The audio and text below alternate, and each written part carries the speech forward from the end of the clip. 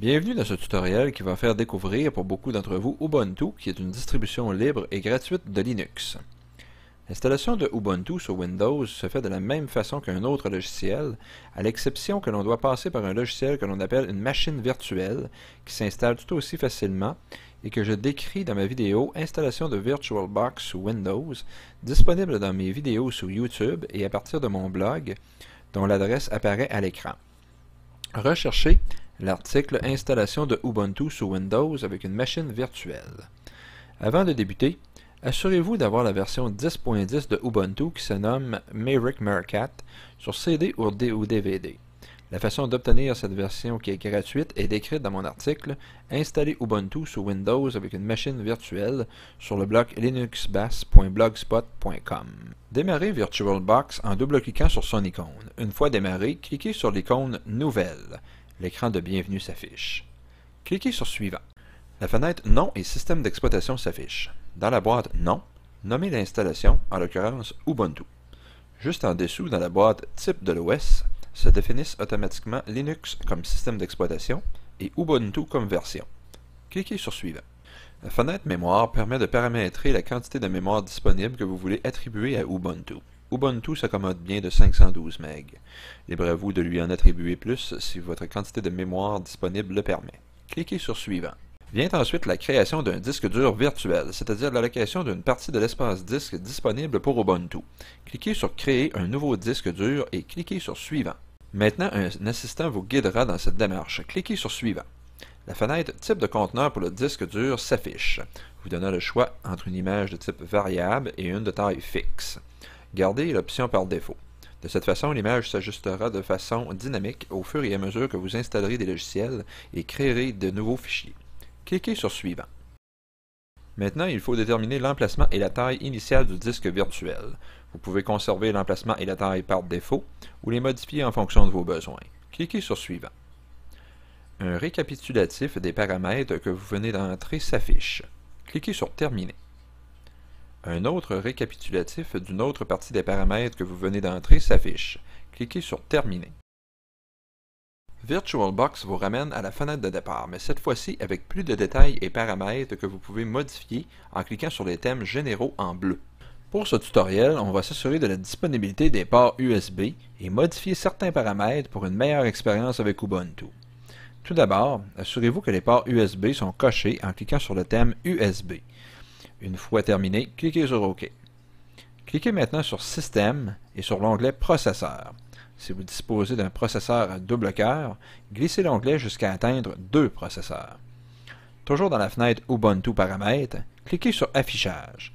Déplacez le curseur jusqu'à atteindre 32 MB pour ainsi bénéficier d'une bonne accélération graphique. Cliquez sur les cases Activer l'accélération 3D et Activer l'accélération 2D. Cliquez sur OK. Le paramétrage de VirtualBox est maintenant terminé. Assurez-vous que votre CD de Ubuntu est dans votre lecteur. Entrons maintenant dans le plus intéressant, soit l'installation proprement dite de Ubuntu. Cliquez sur le bouton Démarrer dans le haut de la fenêtre de VirtualBox. Une fenêtre d'information s'affiche vous mentionnant que pour utiliser la souris et le clavier dans Ubuntu ou Windows, vous n'avez qu'à appuyer sur la touche CTRL droit pour alterner d'un système d'exploitation à l'autre. Cliquez sur OK. Cliquez sur Suivant dans la fenêtre de Bienvenue. Dans la fenêtre Choix du média d'installation, choisissez Lecteur de l'hôte suivi de votre lettre de lecteur optique. Cliquez sur Suivant. Un récapitulatif s'affiche. Cliquez sur Terminer. L'installation de Ubuntu est maintenant débutée. Une fenêtre d'information s'affiche. Cliquez sur OK. L'installation se poursuit. Arrivé à la fenêtre de bienvenue de Ubuntu, choisissez Français comme langue d'installation et cliquez sur Installer Ubuntu. Préparation de l'installation de Ubuntu. Assurez-vous que votre ordinateur rencontre les exigences demandées et cochez la case du logiciel tiers pour pouvoir lire vos fichiers multimédia et cliquez sur Suivant. Conservez le paramètre pour l'allocation de l'espace disque. Le disque mentionné ici est le disque dur virtuel précédemment paramétré. Cliquez sur Suivant. Dans cette fenêtre, conservez la sélection par défaut et cliquez sur Installer maintenant. La boîte de dialogue Emplacement géographique vous demande de sélectionner votre fuseau horaire. Tapez le nom de votre ville ou celle d'une ville internationalement reconnue, la plus près de chez vous. Cliquez sur Suivant. Disposition du clavier. Sélectionnez votre pays à gauche et la disposition adaptée à vos besoins à droite. Cliquez sur Suivant. Dans la fenêtre Identité, entrez votre nom, le nom d'ordinateur que vous souhaitez et votre mot de passe 2 fois. Celui-ci vous servira pour l'ouverture de votre session Ubuntu. Cliquez sur Suivant. Pendant la finalisation de l'installation, profitez-en pour vous familiariser avec Ubuntu et les logiciels libres par l'intermédiaire des différentes fenêtres qui s'affichent en alternance. L'installation terminée, Ubuntu vous demande de redémarrer. Cliquez sur Redémarrer maintenant. Le système redémarrera dans sa fenêtre tel que s'il aurait été installé seul sur votre ordinateur. Cliquez sur votre nom, entrez votre mot de passe et cliquez sur Se connecter.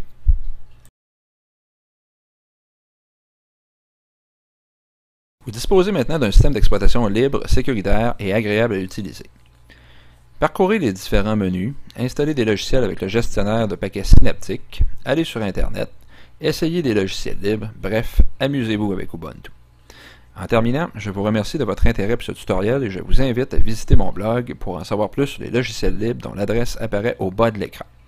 Sur ce, à la prochaine.